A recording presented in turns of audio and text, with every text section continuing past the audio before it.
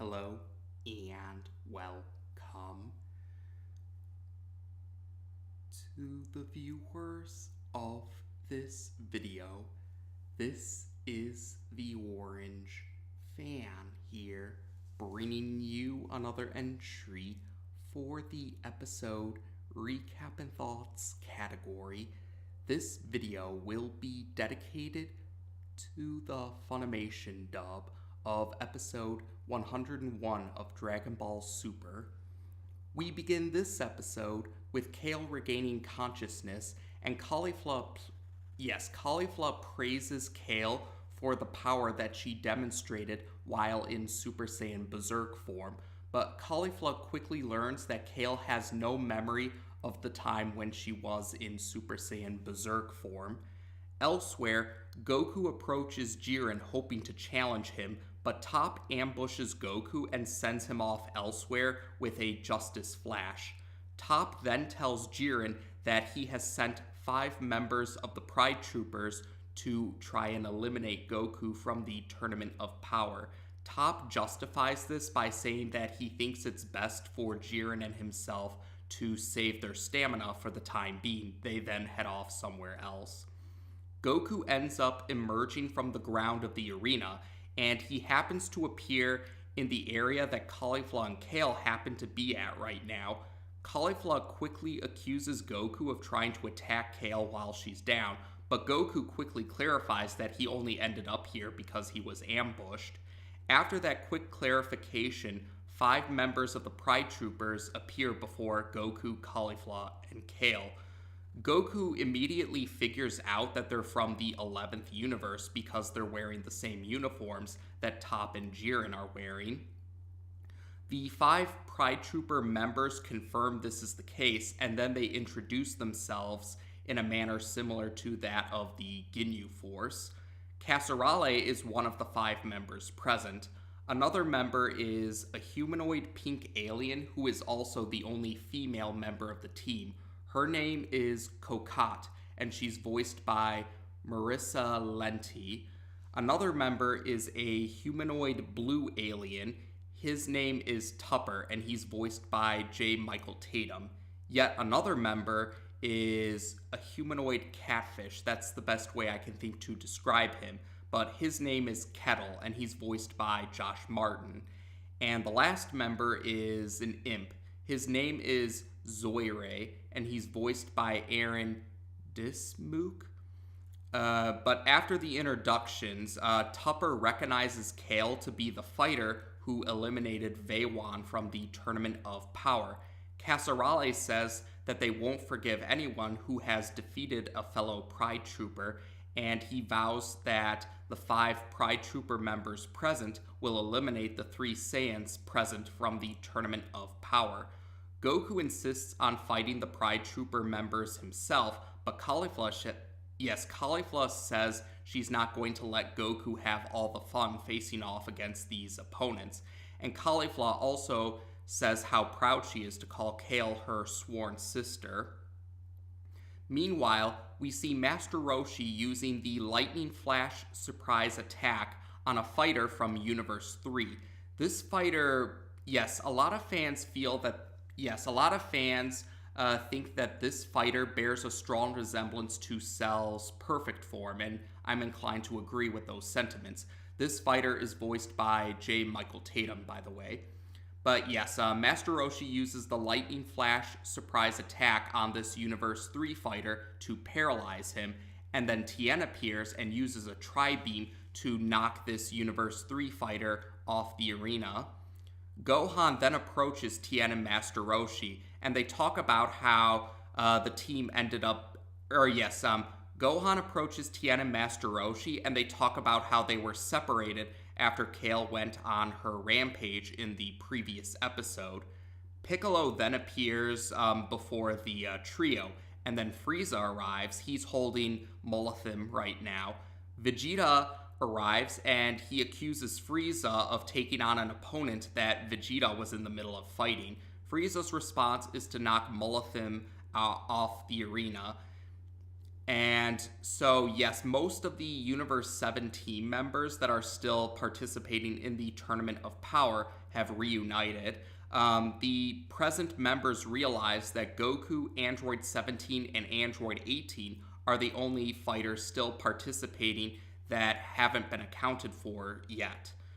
Elsewhere, we see the Omni-Kings using their God Pads to tap on the images of the Universe 3 fighter, whose name is revealed to be Zaporicio, I believe, if I'm not mistaken, and Mullathim, to indicate that they have been eliminated from the tournament. The Grand Minister also comments about how the fighters are probably starting to feel fatigued now, and the Omni-Kings do see Goku in the middle of fighting Tupper.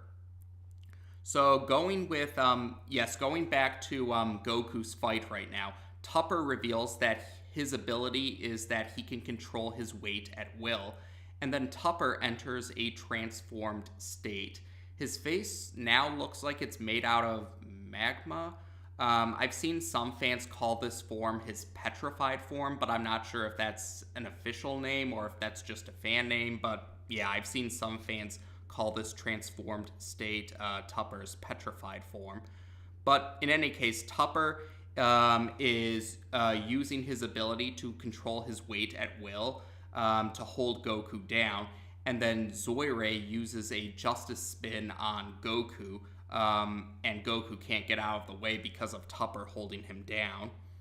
We also see Kettle is using a barrage of energy blasts from above to attack Caulifla, and Kale tries to go and help Caulifla, but she's stopped by Cocotte, who creates a force field and traps Kale in this force field.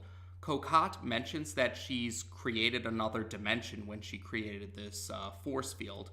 Casserole is commenting to himself about how he thinks that it's excessive for these 5 Pride Trooper members to go up against these 3 opponents. But then he's ambushed by Android 17. Android 18 joins Android 17 shortly afterwards. Casserole is surprised that he was ambushed without being able to sense their energy signatures. And Android 17 and Android 18 comment about how it's a 5-on-5 fight now.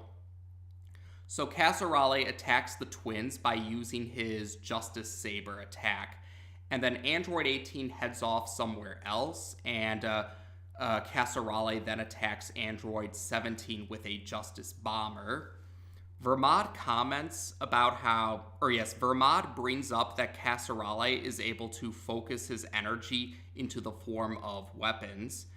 And then Casserole, after the Justice Bomber after the dust settles from the Justice Bomber, Casserole sees that Android 17 was able to protect himself by creating an energy barrier. We then see that Android 18 left to go help Goku out. She manages to get Tupper off of Goku, and Goku does express his gratitude to Android 18 for the help. Tupper and Zoirei try to work together. Zoirei and Tupper join forces to create the double pride spin in order to attack, but Android 18 manages to throw Tupper. Android 18 manages to grab Tupper, and then she tosses him towards the edge of the arena. But then the part of the arena that Tupper is standing on breaks, so Tupper falls off the arena now. Zoirei manages to escape from Goku and Android 18 after Tupper has been eliminated, and Zoirei also contacts Casserole to tell him that Tupper has been eliminated from the tournament, so Casserole escapes from Android 17. Casserole and Zoirei meet up with Kettle and Cocotte, and Casserole says that he thinks it's best for them to focus on trying to eliminate the Universe 6 Saiyans from the Tournament of Power now. Cocotte creates a dimensional dome in order to prevent other fighters from interfering. Android 17 and Android 18 aren't able to break through the dome, and Goku can't lock onto anyone's energy signature within the dome. Yes, Goku tries to use instant transmission to get into the dome, but he can't sense their energy signatures, so he can't lock onto their energy signatures. This is what clues them in on this dome creating an alternate dimension. And inside the dome, Casserale admits that he doesn't like to fight like this, but he feels that they don't have any other options right now. So Zoire attacks Caulifla using the Justice Spin, and Kale admits that she hates herself for feeling like a burden to Caulifla. This causes Kale to transform into the Super Saiyan 1 form, and she manages to break through the force field that Cocotte trapped her in earlier. Caulifla says that she always knew that Kale had it in her to control the great power that she possesses. So the 4 Pride Troopers then try to join forces, or yes, they launch a simultaneous attack. They call it the United Justice Stream. So they launch this attack towards the 2 female Saiyans. But the female Saiyans are able to counter by combining their own energy attacks and going up against the United Justice Stream. Kale then enters Super Saiyan Berserk, and Caulifla enters Super Saiyan 2. This allows the energy blast from the female Saiyans to overpower the United Justice Stream, and this ends up destroying the Dimensional Dome too. Cocotte creates a force field around herself, but Casserale, Kettle, and Zoire are knocked off the arena. The Omni Kings use their God Pads to tap on the images of Casserale, Kettle, and Zoire to indicate that they have been eliminated from the tournament now. And Kale returns to her normal form and loses consciousness.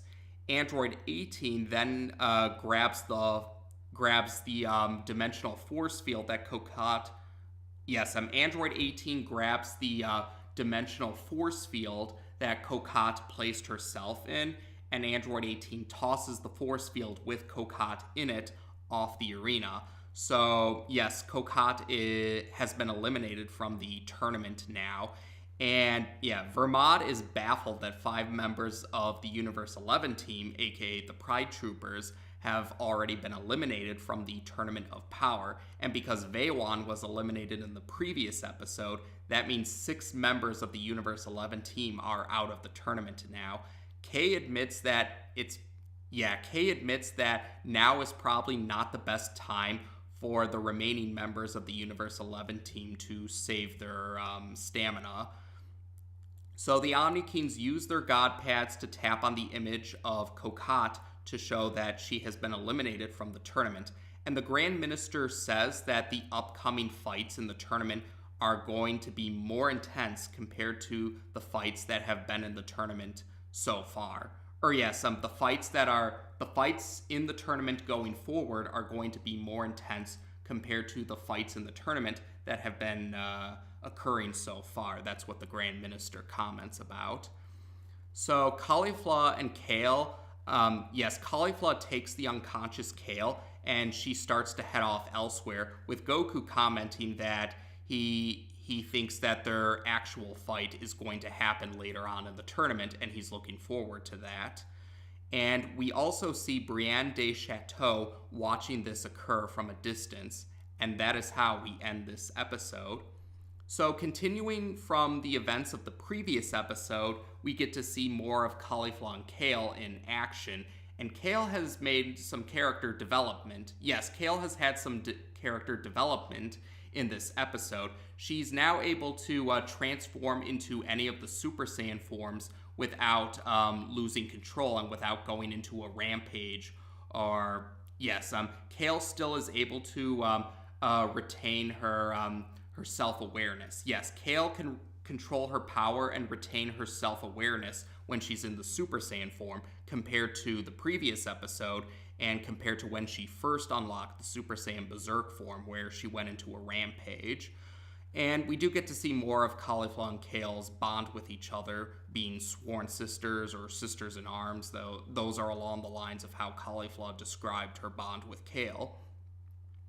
So, but yes, besides the female Saiyans from Universe 6, 5 members of the Pride Troopers also received attention in this episode. Or yes, 5 members of the Pride Troopers got the spotlight in this episode. They were the main opponents for this particular episode. But I must admit, I'm surprised that yes, between the previous episode with Veywan and this episode with 5 members of the Pride Troopers, I'm surprised that 6 members of the Pride Troopers, aka the 11th Universe team in total, have already been eliminated from the Tournament of Power, considering how early we still are in the tournament. We're still fairly early on, or yes, it's still fairly early in the Tournament of Power's time frame, and 6 members of the 11th Universe team have already been eliminated, and I'm rather surprised about that, considering how earlier in the saga, or yes, throughout the course of the saga, the 11th Universe team were being hyped up to be the major opponents for the Tournament of Power. Although, to be fair, Jiren and Top were still, or yes, Top was still shown to be very powerful. Top was able to tie with Goku while he was in his Super Saiyan Blue form during the Zeno Expo, and Top did comment that Jiren is Universe 11's most powerful mortal. So, yes, I guess it's safe to say, or yes, I think this does seem to suggest that Jiren and Top are just, at least Jiren and Top are in a league of their own compared to some of their fellow Pride Troopers. So, we can safely say that some of the Pride Troopers are going to be sticking around in the tournament for quite some time. Obviously, those who've read ahead or watched ahead through the subs know how things unfold with regards to the rest of the Pride Troopers, but we'll cross that bridge when we eventually get to it. So otherwise, yes, but for these 5 members of the Pride Troopers, we did get to see some of their different abilities. Among the abilities that we saw, I think, I found Kokat's ability to create alternate dimensions in the form of force fields or domes. That's the ability I found the most intriguing of the abilities that the members of the Pride Troopers demonstrated in this episode. But another detail I liked about this episode was we got to see the twins, Android 17 and Android 18, working together with Goku. And this is pretty cool because when the twins first appeared in Dragon Ball Z's Android saga, and even throughout the Cell saga, they never actually interacted with Goku. It wasn't until the Buu saga when Android 18 formally met Goku, and when Goku and her formally interacted with each other. And it wasn't until Dragon Ball Super when we saw more of their interactions with each other, like that breather episode regarding Goku trying to bring King Kai back to life. That's a notable example of Goku and Android 18 interacting with each other before the Universe Survival Saga. And yes, and with Android 17, yes, it wasn't until Dragon Ball Super when Android 17 and Goku interacted. Well, that's not counting Dragon Ball GT, but even if you do take GT into account, GT would have taken place later on than when Super would have taken place. But that's another topic for another day. But bottom line is I thought it was cool that the twins were interacting with Goku, considering that they didn't formally meet Goku during their debut in the franchise. So it was pretty cool to see Goku have some interactions with characters that he doesn't usually interact with.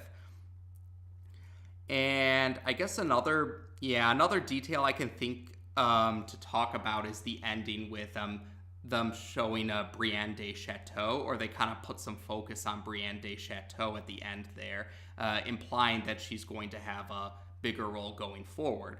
And I don't want to give too much away for the sake of the dub-only viewers, but Brienne de Chateau will be getting a fair amount of attention in some upcoming episodes.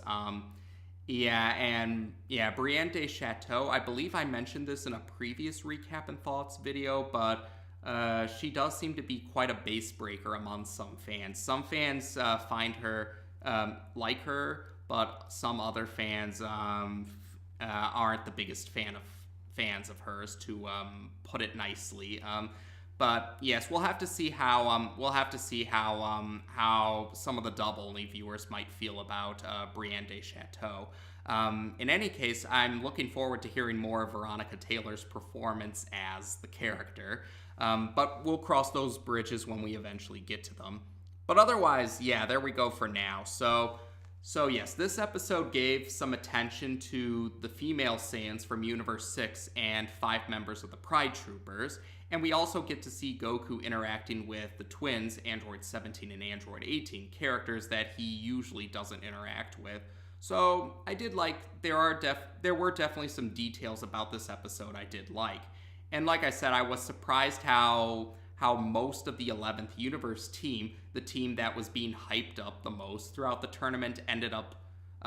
yes, I found it surprising how the 11th Universe team lost most of their members already, or most of the members of the 11th Universe team have already been eliminated from the tournament because of how hyped up the team was for the tournament. But then again, the team's heavy hitters are still participating, so yeah, I thought that was pretty interesting. But otherwise, yes, I would say that's it for now. So as of this video, we've now discussed the FUNimation dub of episode 101 of Dragon Ball Super on this channel. Take care, and until next time.